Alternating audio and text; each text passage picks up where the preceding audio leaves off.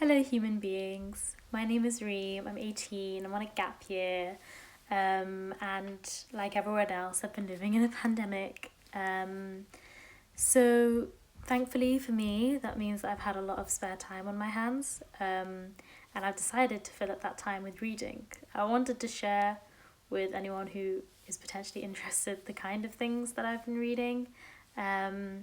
And I figured that I'd share them now because hopefully we're not going to go into another lockdown. So this is basically what I've been reading, pandemic edition. I have a few disclaimers. First of all, that my family are in this house, so you might hear noise. So just apologies in advance for that.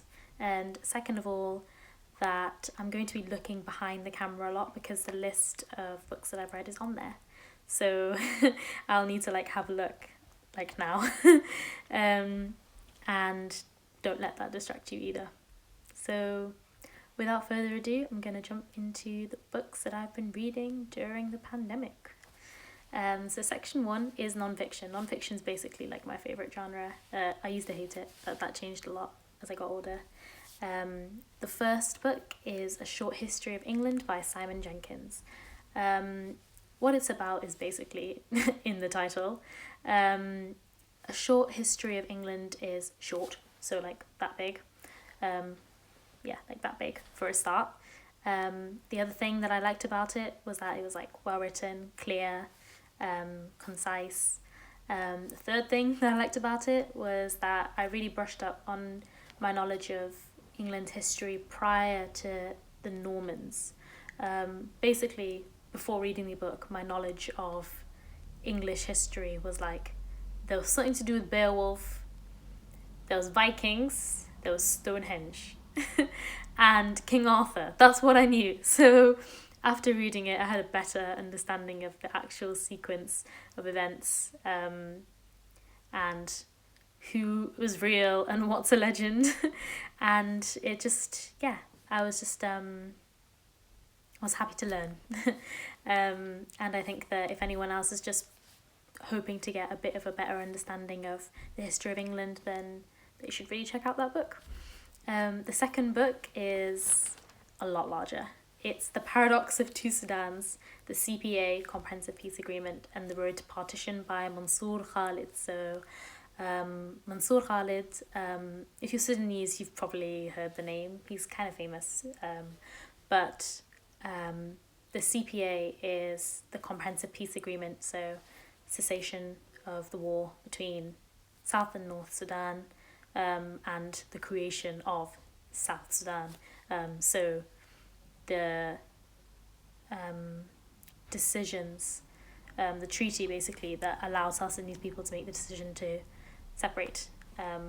And Mansour Khalid was around when it was happening. He was contributing towards these terms and, seeing both sides of the story. And so even though it's a very dense book full of information, it's also got its anecdotes and its moments of lightness, and it made it a fun read despite the fact that it's basically a textbook.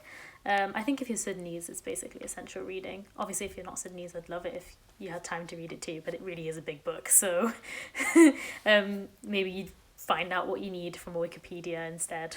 But I really, really liked it, and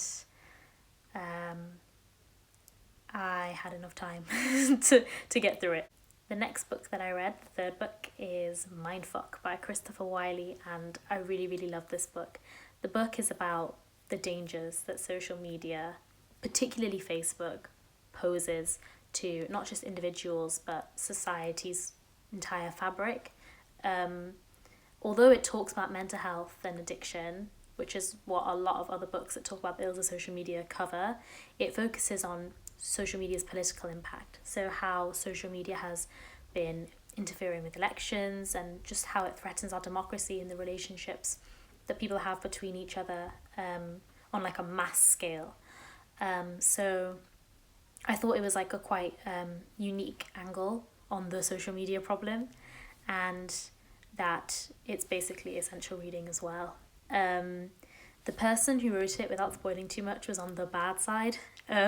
So a lot of the things that he talks about in terms of actually how to fix the problem of social media or the power of social media are coming from a really like insightful place, and I would like to think that if I was going to vote for a political party, they would want to be implementing the stuff that he suggests. So really, really like enjoyable read. Probably my top from the non-fiction section, and there's some very good ones in here. The next book is Factfulness, so the fourth book. Factfulness by Hans Rosling.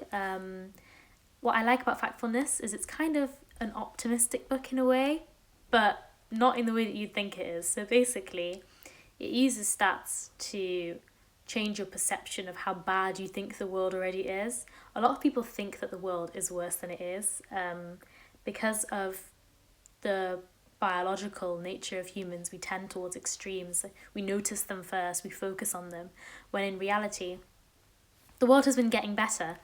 And being able to recognize that facts with good statistics and it makes you more optimistic that not only is the world not as bad as you think, but that it can still get better. And I think that combating cynicism in times like these is really important. It's not a very long book, something like that big again. And I'm only saying that because I swear it was a hardback and like the back and front were really thick. But there's like not quizzes, but like multiple choice stuff in there just to get people to think, to have a guess for what the world is like, and then to basically be immediately proven wrong. And it's great. That's exactly what you want from a book called Factfulness, and I would highly, highly, highly recommend. The next book is After the Prophet by Leslie Hazelton. So After the Prophet follows 4 people who were in the Prophet Muhammad's life and what they did with their lives after he passed away, peace be upon him. So if you're Muslim, you've probably already got an opinion on what happened after he died. And if you're looking for maybe a more balanced perspective on the events, I would highly recommend this book. If you know nothing, you can still read this book. You don't need a lot of background information because most of it is given in the book already. I think that it's best to read the book as just like a story or like an opinion than actual facts, because of course no one who was around then is around now to confirm or deny anything. But the most important thing about it is that it was well written, it was like concise again, and entertaining. So I would really, really highly recommend that one. And the 6th book that we've got is completely different era, A Promised Land by Barack Obama. So A Promised Land covers Obama's campaigning years, and then him winning the presidency for the first time, and then what those 4 years of office were like. It doesn't cover his second term, it doesn't cover his like childhood. The second term, I think there's going to be a book coming out about that. It's not out yet. And as for his childhood and stuff, I think he covers that in another book, a different autobiography. But what I loved about this book is, as you'd expect with an Obama book, the optimism, the belief, the way he can like challenge cynicism with the impression of care, like someone who really, really cares. Now, obviously, I'm not here to tell people what their political opinions should be, and that's the impression that the book gives me. That's all I'm saying. But you get the feeling that this is someone who really cares about their job and about doing good for the people that they're responsible for, and also what that actually looks like. So there's a lot of like nitty gritty, like what is it like to be the president day to day? What is the schedule? What do you have to take care of? What do you have to balance? It's really fascinating because, to be fair, I didn't really know like what the president actually does. Like, do you know what I mean? Obviously, this is going to be specific to Obama. Not all presidents run the ship like this, but it was really insightful for me, just like new perspective, and I'd highly recommend it to someone who's sick of cynicism, basically. The 7th book is not exactly a book; it's more like an academic paper, My dad sent it to me. He works in infectious disease, so you can imagine the nature of it. It's called Epidemiological Change in Chronic Disease in Sub-Saharan Africa. And it's just a decent read. I think that if you're interested in immunology or in global health, you know, maybe you're a medical student, something like that, I would really recommend you this one. And I think I can put the link for it in the bio too, because yeah, I found it for free. The next one, the 8th book, is Inglorious Empire by Shashi Tharoor. This book, yeah, it's so good because basically, I think the people who are watching this video don't have this belief, but it is a relatively common belief that colonization was for the good of the colonized, and it was not. Colonization was for the good of the colonizer, and the book, Shashi Tharoor's book, covers why the British Empire was probably the worst thing that ever happened to India, and the lasting impact that it's had on, negative impact that it's had on Indian people today. And I think it's just really important for people to know about colonialism, especially if you're British, because it's like, this is your history kind of thing. But really, the British Empire's history is everyone's history, because the British Empire was big. And it's a very clear book, and the logic is faultless. So I would really, really recommend it if you want good arguments as to why, it's going to sound sort of obvious, but colonialism wasn't all that.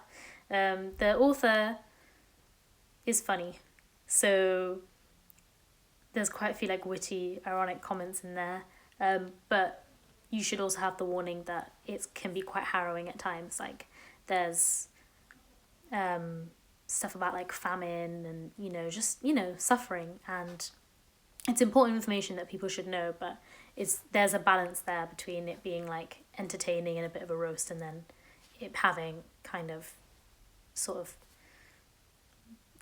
heavy information. So just be mindful of that.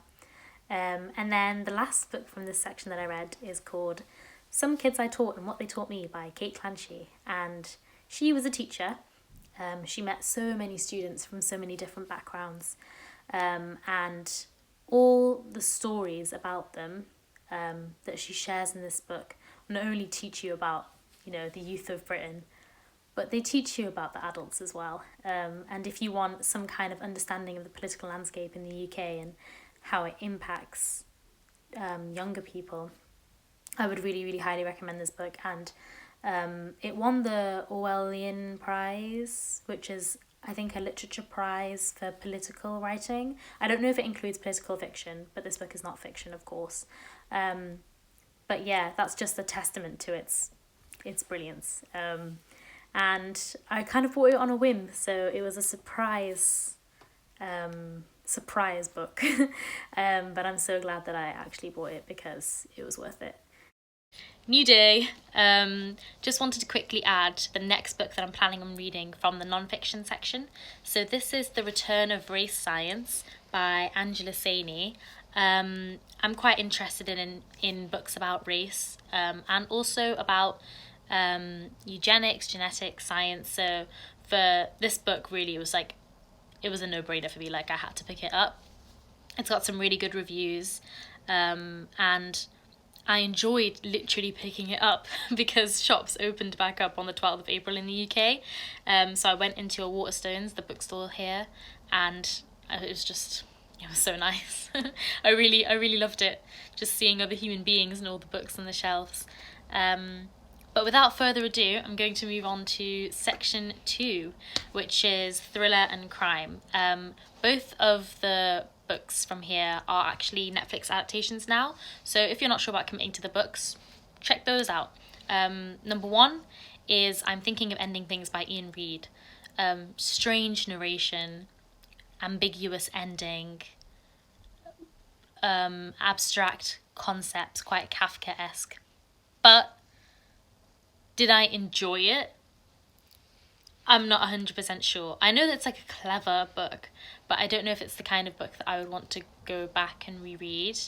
I mean, I can't even say it was particularly chilling. Like, I thought it was a bit like odd or creepy, but I can't say I was like haunted by it. And I don't know if maybe I'm not 100% sure whether or not the author was going for that, but it didn't quite hit it for me, for like the thriller element. But if you're looking for something kind of strange and different and not too long, I'd recommend it. And the second book from this section is Behind Her Eyes by Sarah Pinborough, and this is quite a popular Netflix series, so I'm pretty sure most people know about this. When I first got recommended Behind Her Eyes, the person who was recommending it to me was telling me to see the series, but when I found out there was a book, I was like, I've got to see that first, I've got to check it out first. So I'm glad I did because the book is amazing. It's a thriller in the true sense of the word, more than a crime, and like more than a crime novel. And just, I thought, I didn't see it coming, like the ending, which is I think the number one thing that you want for those kind of books. You don't want it to be predictable. I am kind of a bit of a gullible person. I don't usually see the plot twist coming, but trust me on this one, I actually do think a lot of people were impressed by it, which is why it's so popular a series. But yeah, that's it from the thriller and crime section. I haven't read a lot of that this year. If anyone's got any recommendations, please drop a comment, and I'll be sure to check it out.